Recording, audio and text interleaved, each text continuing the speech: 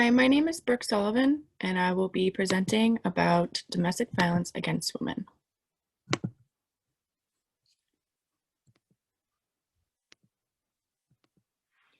What is domestic violence? Domestic violence is the willful intimidation, physical assault, battery, sexual assault, and/or other abusive behavior used as a part of a systematic pattern of power and control perpetrated by one intimate partner against another. Domestic violence is not just physical violence. It can come in many forms. It includes physical violence, sexual violence, psychological violence, and emotional abuse. The frequency and severity of domestic violence can vary dramatically. One thing that all domestic violence perpetrators have in common is a consistent effort to maintain power and control over the victim. The power and control wheel of domestic violence displayed here explains patterns of abusive and violent behaviors that are used by the abuser to establish and maintain control over his partner. Domestic violence is an epidemic, and this type of abuse can happen to anyone. However, more often than not, men are the abusers and women are the victims. 1 in 4 women experience severe intimate partner violence as compared to 1 in 9 men. For the purposes of this presentation, the audience is women who are victims of domestic violence and anyone else who may know a woman who is a victim. The more that we choose not to talk about domestic violence, the more we shy away from the issue and the more we lose. Victim blaming. Victim blaming is a major reason that survivors of domestic violence do not report their assaults. Most survivors, especially survivors of rape, already feel guilt and shame for what has happened to them, and victim blaming enhances these feelings. It makes them feel like they did something to provoke or cause what has happened to them, like it's their fault.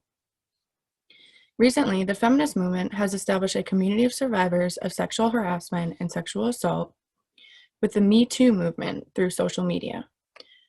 By using social media, women victims of domestic violence, especially sexual assault and sexual harassment, are encouraged and supported by this movement to speak up about the abuse they have endured and to raise awareness. For a long time, domestic violence was silenced. Services and resources for victims of domestic violence were slim and justice was rarely served, but not anymore. Thanks to the Violence Against Women Act, domestic violence is recognized as a national crime, and it implemented federal laws to help an overburdened state and local criminal justice system. It funded victim service programs such as shelters and crisis centers around the country, created a national hotline for victims, and trained law enforcement to better investigate domestic violence against women. VAWA was a milestone in addressing the issue of domestic violence. It has ensured that victims and their families have access to the services they need to achieve safety and rebuild their lives, and have improved the criminal justice response to violence against women. Victims' rights. Rights and services vary somewhat from state to state, depending upon the laws of each state and available resources. State and local authorities investigate crimes which are violations of state criminal laws. Rights of domestic violence victims can be found on page 15 here at this link. Most crimes investigated by the FBI involve violations of the United States Federal Criminal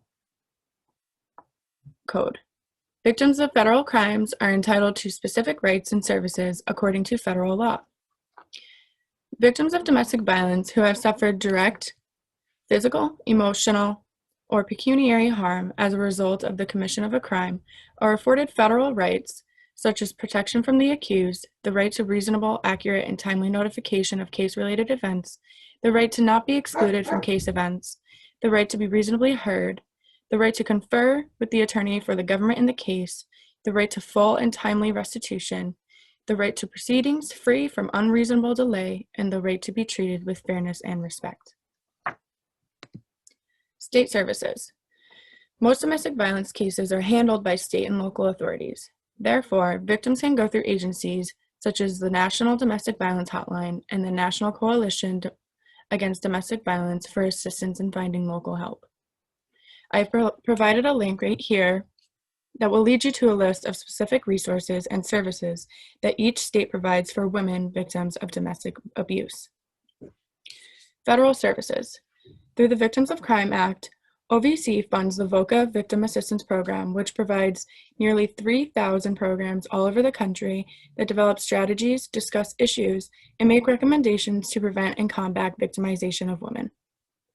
VNS is a computer-based federal victim notification system, and it is a fantastic service that provides victims with free automated information and notifications on events related to their case.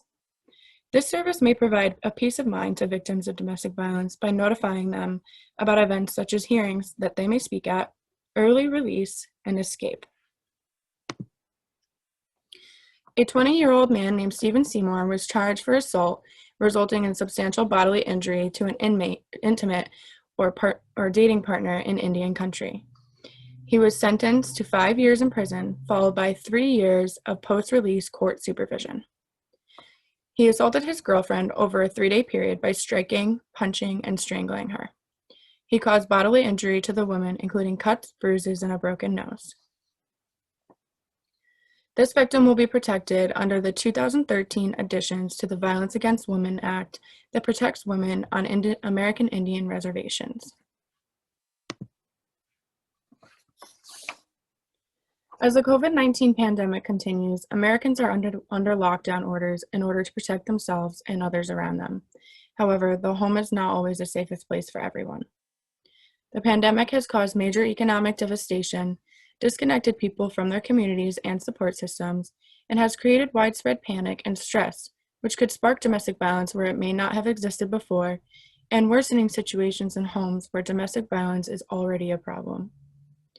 Data suggests that domestic violence has risen during the pandemic due to the conditions it has created. Therefore, raising awareness for domestic violence victims and supporting them in seeking help is of utmost importance right now.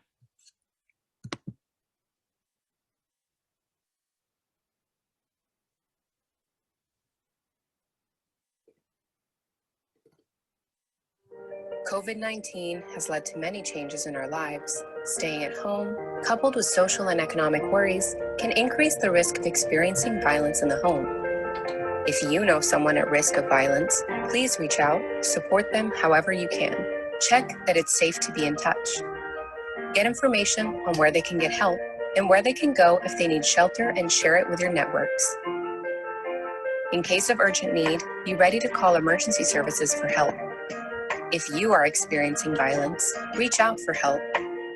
Connect with trusted family and friends and manage your stress. Make a plan for how you and your children can get help and where you will go if the violence gets worse. There may be hotlines, shelters, and support services that can help you. Violence against you is not your fault, and you deserve to feel safe.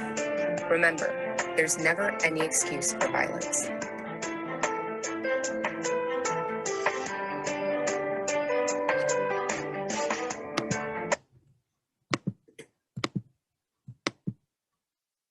October is Domestic Violence Awareness Month. It inspires change and provides support for victims of domestic violence, including the many women who are victims.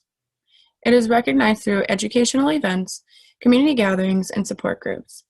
It helps remind us that ending domestic violence starts with taking action. Something like sharing resources, raising awareness by posting on social media, participating in an event, or something as big as seeking help if you're a victim, or encouraging a friend to seek help. Right now, during the pandemic, awareness such as posting on social media is something that everyone can do. And when evaluating whether you or someone you know is experiencing domestic violence, it is important to know the signs, which are listed right here, such as threatening or control, including controlling the victim's money, isolation, and physical abuse. If we all post the signs and information about domestic violence on social media, we may be able to reach someone who needs help but is afraid to seek it. There are programs and services out there to assist these victims. There is always help, and there is always a way out. Overcoming a domestic violence situation can push a person to their limits, but if you are a victim, then know that within you, there is strength to continue on the fight for survival to live a happy, safe life. The enemy doesn't stand a chance when the victim decides to survive.